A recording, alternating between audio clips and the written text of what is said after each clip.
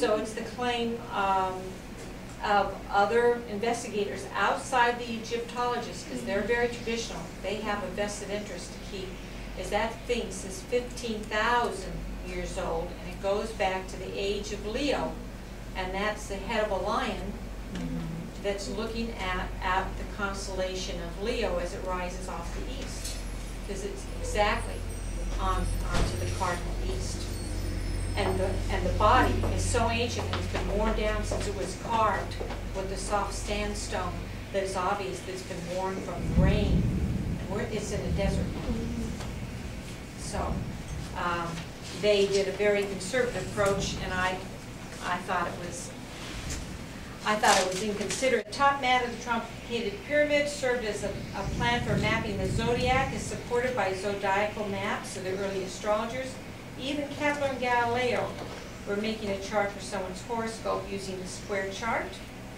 The French mathematician Franck Pilot even suggested that the 24 holes in the side of the Great Gallery were once supported 2 by 2 with movable panels with symbolic figurations of the zodiac. But that, of course, can't be proved. He's just guessing. I'll tease you with this, but I'll read a little bit more about the Great Pyramid. Which is, let's see,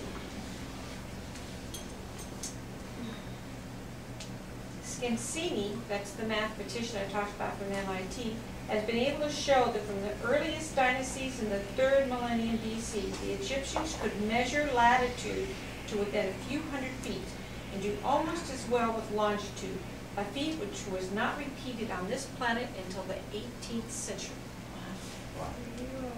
So can we assume that time and history always, and progress always marches forward? Or do we lose knowledge and go backwards with time, and then we have to recover it? Scansini has demonstrated that they not only incorporated the basic technique for projecting and mapping the hemisphere of the heavens, but for mapping the terrestrial hemisphere. They also reveal a high level of mathematics capable of resolving and simplifying the problems of trigonometry, and they were master surveyors. Scansini found a glyph carved on the thrones of virtually all the pharaohs since the 4th dynasty, which contained geodetic data and hence astronomical data of extraordinary subtlety, enabling to determine the Egyptians used these figures for the Tropic of Cancer, a simplified one of 24, a precise one of 23 degrees and 51 minutes. Remember, we wobble a little bit on our axis, so in the time that this was done, it was 23 degrees and 51 minutes.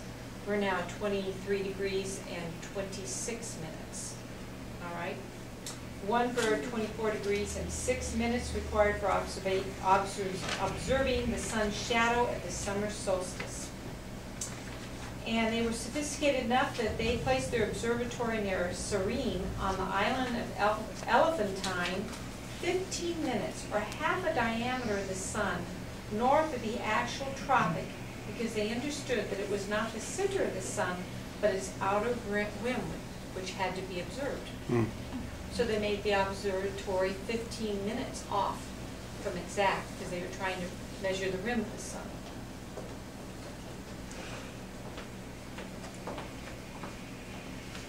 Because of the advanced geodetic and geographic sciences of the Egyptians, Egypt became the geodetic center of the known world.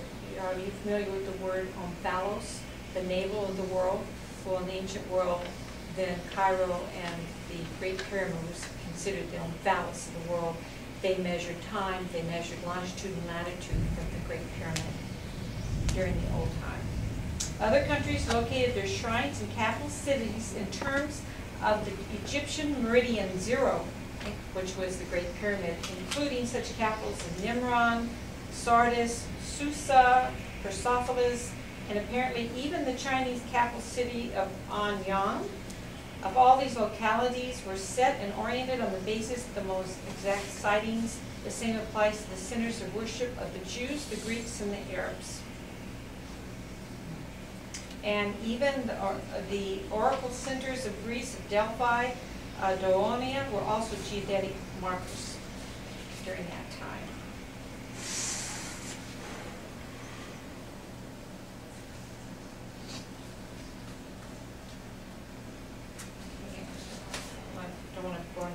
too much with this.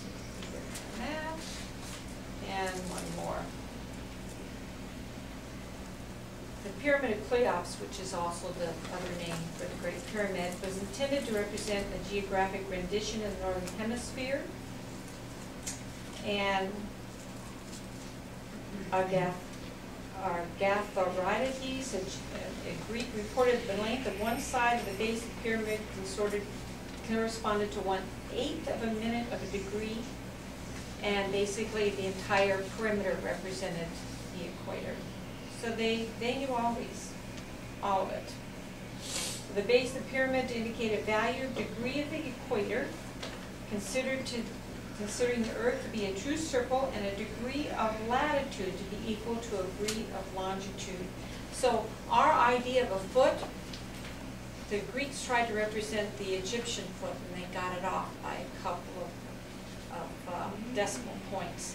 But the Roman foot and then the Earth foot, it was astronomically equivalent, the Egyptian foot, so that a portion of that was a ratio of the rotation of the Earth and the amount of time it goes around the sun. So they made everything astronomically proportionate in their measurements, but the Greeks didn't quite have the skill the Egyptians did, so then we don't have those perfect equivalents anymore that they did in the ancient world.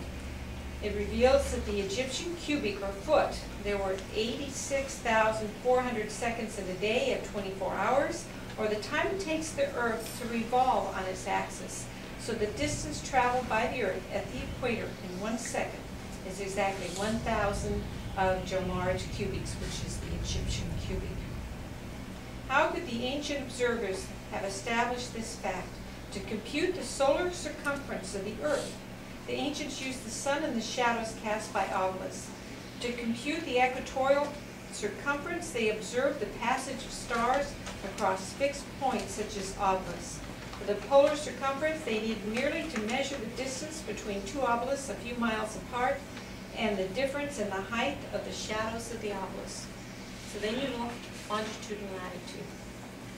There was no need to measure such a vast distance as separating Alexander for Cyrene. The difference in latitude and hence the fraction of arc separating any two meridian obelisks can be obtained by the relationship of the obelisk shadow to its height when measured at the moment of the solstice of the equinox.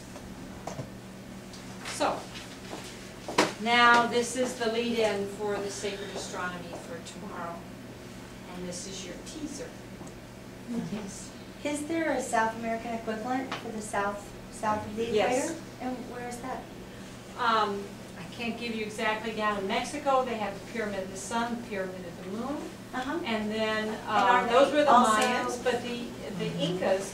But the Incas were very much, because they were near the equator, they were more about the zenith. So they did have pyramids per se, but their astronomy were about the zenith and the transit of the sun, and so they placed their city centers very specifically on various latitude degrees to make those measurements. So the measurements are not the same, though?